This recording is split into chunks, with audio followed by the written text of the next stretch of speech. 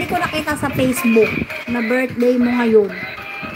Rinig ba, Miss Jeanette? Ayan, pagtsagaan niyo muna ha. Pagtsagaan niyo muna yung si ano ko, si Astro Duck.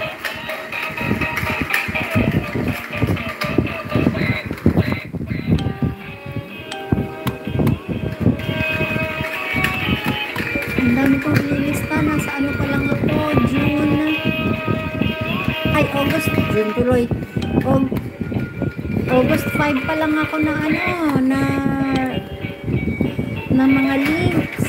Sa number 21 pa lang ako. Ang dami kong ililista. Lagot.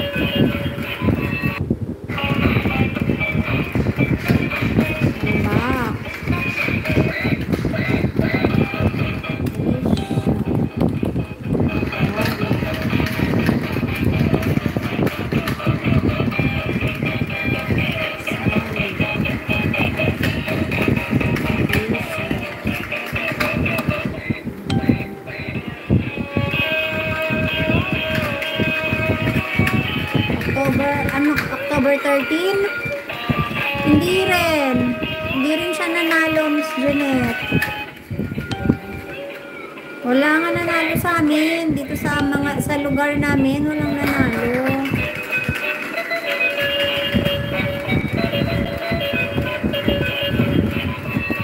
Diba? Busy mag-ano? Tambay lang, busy mag. Nakikita, nag-lista ako entry. Magtanim. Anong tinatanim mo, Ronald? Di sana ni-live mo yan. Kung nagtatanim ka, mag-live ka. Tutok mo doon sa tinatanim mo. Kasi parang gumagalaw yung ano mo ba? Yung WH mo. Ano ka ma-monetize na?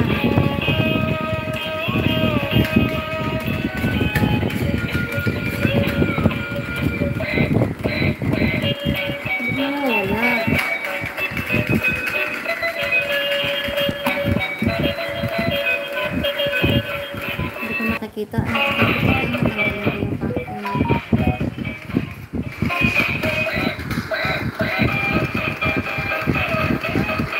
Chinese kangkong?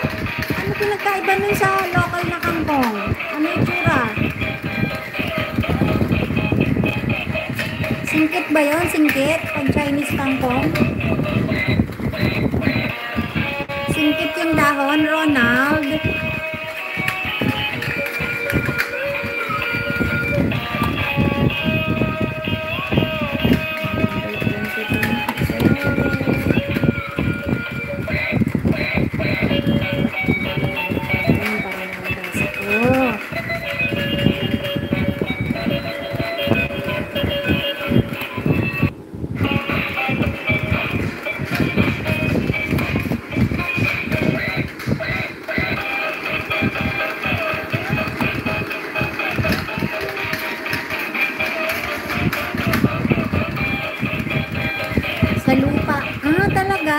Chinese kangkong, hindi ba pecha yun? Erica, nagkalab shoutout, Erica. Ayan, habang nagsusulat ako ng entries natin, ayan, nag-live ako. Para sa channel ko, nakakalimutan ko na.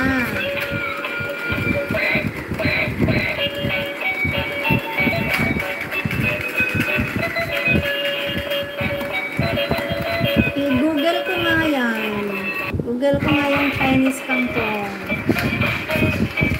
Wait lang.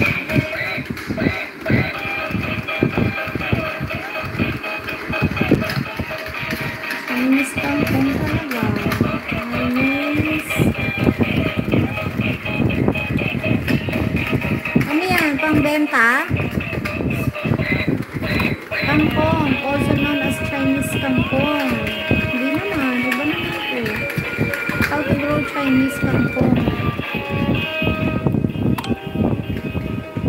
What is kangkong? What is kangkong?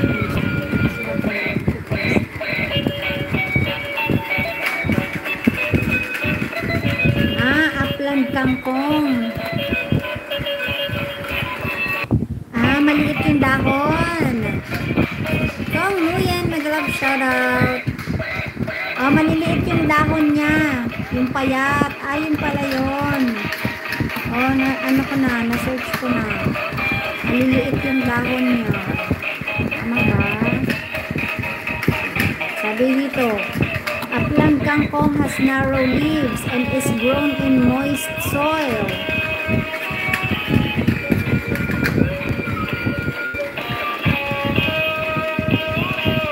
Lisangkyu, annyeonghaseyo, 감사합니다. Thank you so much, Lisangkyu. Maling ko. Wala pa naman nagbababa ng, diba?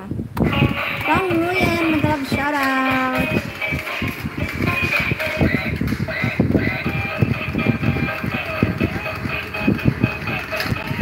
Ano naman yung harang ko kanina, diba? Hindi ba? Yan yung ginagamit sa Chowking. Binibenta mo yan o pang inyo lang? Sis Elisa, good morning. Ay,